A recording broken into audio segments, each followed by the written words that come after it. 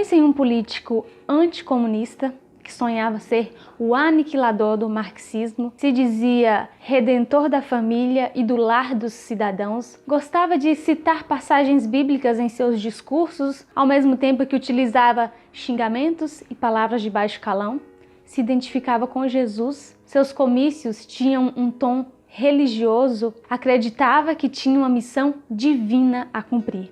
E quando derrotado, ele reagiu como um menino birrento e recusou a aceitar a realidade e se adaptar a ela de forma realista. Pensou? Eu estou falando sobre Adolf Hitler. Assista esse vídeo até o final e conheça sobre o relatório secreto que investigou a mente deste personagem tragicamente histórico.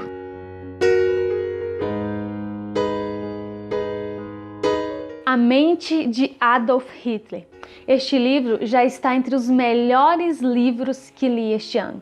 Eu comprei bem baratinho nessas livrarias itinerantes de shopping, mas se você interessar, pode adquirir pelo link que nós vamos deixar aqui na descrição.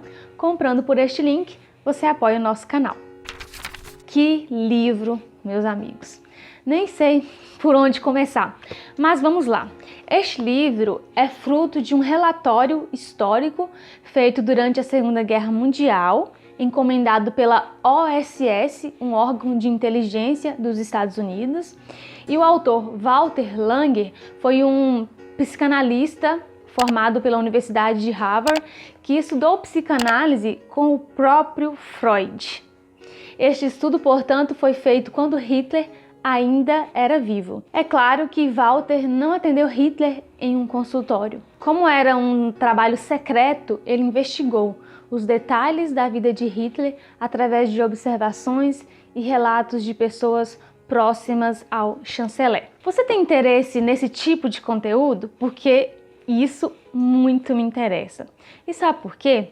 Porque as ideias nazistas levaram à morte de cerca de 25 milhões de pessoas e mortes com requintes de crueldade. Eu sempre quis entender como que Hitler chegou ao poder, como ele se manteve por tanto tempo e mais ainda como que a sociedade civil alemã da época chegou a compactuar com tal horror.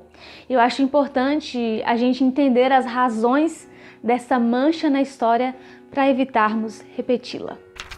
O livro é dividido em 6 partes. A primeira parte, o autor fala como Hitler acredita ser. Na segunda parte, como o povo alemão o conhece. Na terceira, como os seus colaboradores o conhecem. E na quarta parte, como ele se conhece. E então, as 2 últimas partes, ele fala sobre a análise e reconstrução psicológica e o provável comportamento de Hitler no futuro. E só para dar um spoiler para vocês, ele acertou o desfecho de Hitler.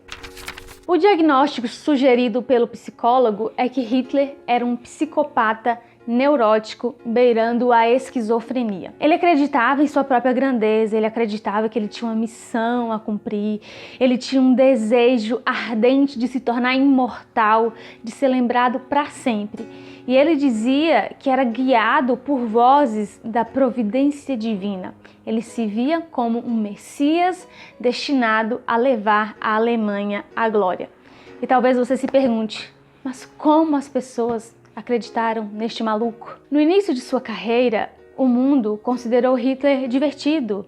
E eu reflito aqui com você como é perigoso nós sermos displicentes com desvios de caráter. No começo nós desculpamos, dizendo que é o jeito da pessoa, que é só uma brincadeira, que tal pessoa não quis dizer o que disse, mas o fim pode ser macabro. Hitler teve aulas de oratória e psicologia das massas e usou todas as ferramentas para se tornar um mito. Em seus comícios, ele fazia uso frequente de passagens bíblicas. E aqui no livro, na página 28, diz que o movimento nazista começou a assumir uma atmosfera religiosa. E o que eu vou dizer aqui é muito triste, mas nós precisamos encarar a realidade para, quem sabe, podermos agir de forma diferente. Várias igrejas aderiram às ideias nazistas. foram cúmplices deste horror. Hitler, ele se identificava com Jesus, mas não o Jesus humilde, abnegado, perdoador, mas a versão de Jesus que ele idealizou, o Jesus do chicote que expulsou os cambistas do templo. Palavras de Hitler: meu sentimento como cristão aponta para o meu Senhor e Redentor como um lutador. Aponta para o homem que, solitário, rodeado apenas por alguns seguidores, reconheceu aqueles judeus pelo que eram e reuniu homens para lutar contra eles, e que, juro por Deus, foi maior não como sofredor, mas como lutador. No Amor Sem Limites, como cristão e como homem, leio a passagem que relata como o Senhor, por fim, se ergueu e usou o chicote para expulsar do templo a ninhada de víboras. Hitler se dizia o redentor da família e do lar dos alemães. Ele queria ser o aniquilador do marxismo, ele sempre discursava contra o comunismo e assim foi conquistando as pessoas. As pessoas adotaram espontaneamente uma atitude religiosa em relação a ele. E aqui eu acho importante fazer um adendo. Não é porque um político cita passagens bíblicas que ele é um cristão. Na Bíblia diz que nem todo aquele que diz Senhor, Senhor entrará no reino dos céus, mas sim aquele que faz a vontade de Deus. É muito lamentável as próprias pessoas que se dizem cristãs não conseguirem identificar as falácias de pessoas que usam o nome de Deus em vão. Eu fico com a definição bíblica. Jesus disse: nisto conhecerão que sois meus discípulos, se amardes uns aos outros. A marca do cristão é o amor. É impossível ter contato com Cristo e não ser uma pessoa amorosa, abnegada. E não é questão de ser perfeito. Nós, seres humanos, somos falhos.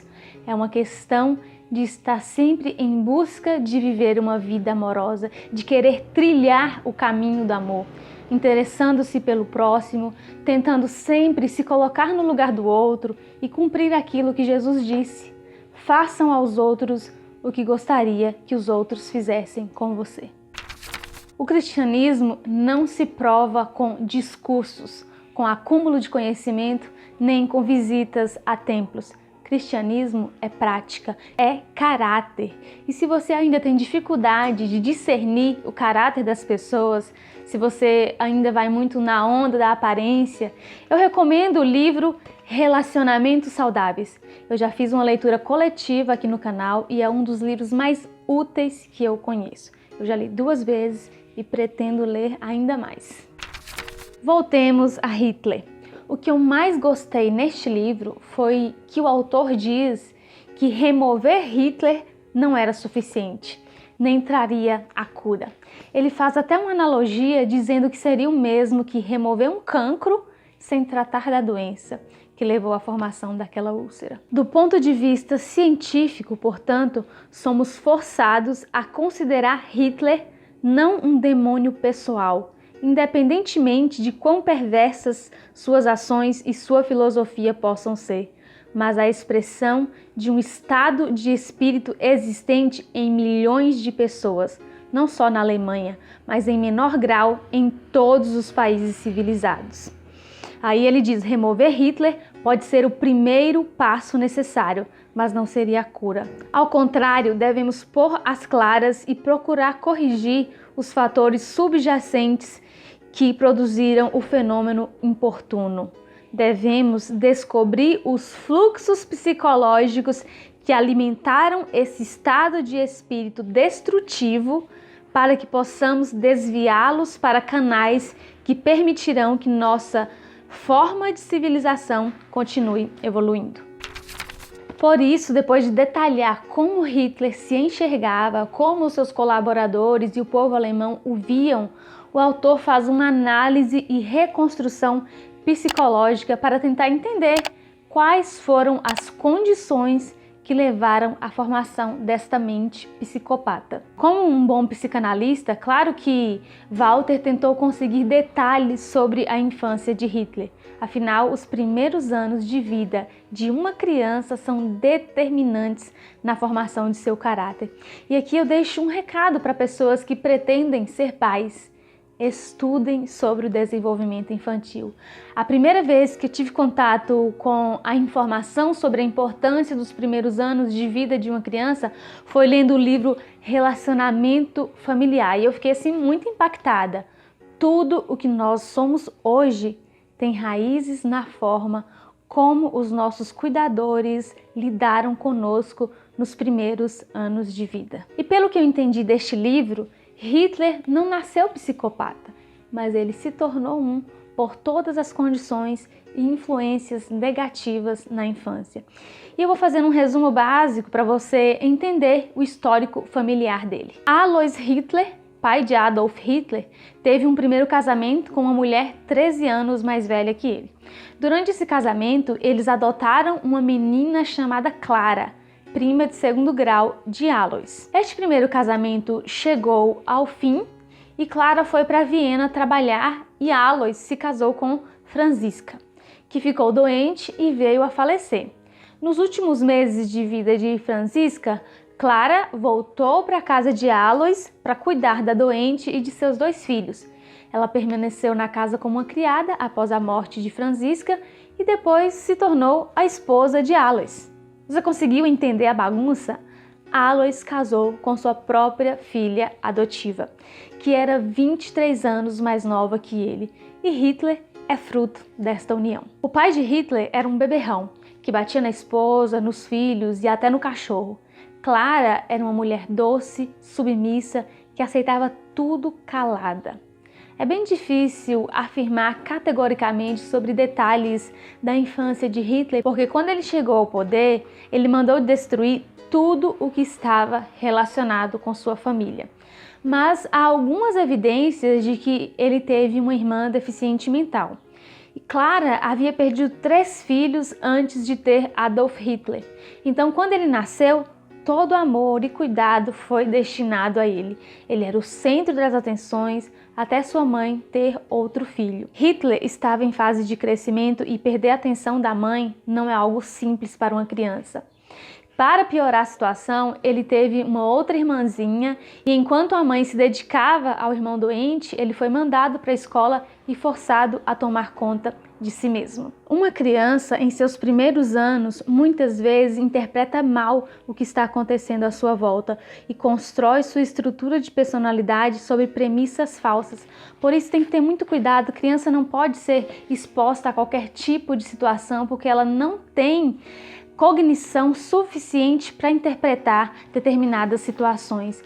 E o pai de Hitler, ele tinha uma incongruência muito grande, ele era muito incoerente e aqui diz que nessas circunstâncias a criança fica confusa e não consegue se identificar com um padrão bem definido, que pode utilizar como guia para o seu próprio ajuste. Não só isso é uma desvantagem em si, bem como a criança recebe uma imagem distorcida do mundo ao seu redor e da natureza das pessoas nele. Nesses anos, o lar é seu mundo e depois a criança julga o mundo exterior por essa perspectiva. Quando Hitler tinha 11 anos, seu irmão morreu, o que também teve muitos efeitos no seu estado psicológico. Antes disso, ele era um menino brilhante na escola, só tirava notas altas, com exceção de canto, desenho artístico e educação física. E depois desse acontecimento, ele passou a ter um desempenho medíocre. Ele levava facas, machadinhas para a escola e queria sempre brincar de índio. E nessas brincadeiras, ele queria sempre ser o líder. Aos 14 anos, seu pai faleceu e aos 18 ele se mudou para Viena para tentar entrar para a Academia de Belas Artes e neste período sua mãe faleceu. Esses acontecimentos foram definitivos na vida de Adolf Hitler. Se você quiser saber as prováveis implicações psicológicas desses eventos, leia o livro, você vai entender como se deu a adesão de Hitler ao vegetarianismo. Sim, ele era vegetariano, o que estava por trás das suas perversões sexuais, porque todas as mulheres que se relacionaram com ele tentar um suicídio, como ele encarava as suas derrotas, seu medo da morte, o desejo de imortalidade, como foi a sua carreira política inicial e sua ascensão ao poder e como ele conseguiu adesão popular, mesmo tendo ideias nada civilizadas. A loucura de Hitler se tornou a loucura de um país, ou até mesmo de uma grande parte do continente. Não se trata inteiramente das ações de um único indivíduo, mas que existe um relacionamento recíproco entre Hitler e o povo, e que a loucura de um estimula a do outro, e vice-versa. Não foi só Hitler, o louco, que criou a loucura alemã. A loucura alemã também criou Hitler. É isso, pessoal. Obrigada por assistirem até aqui.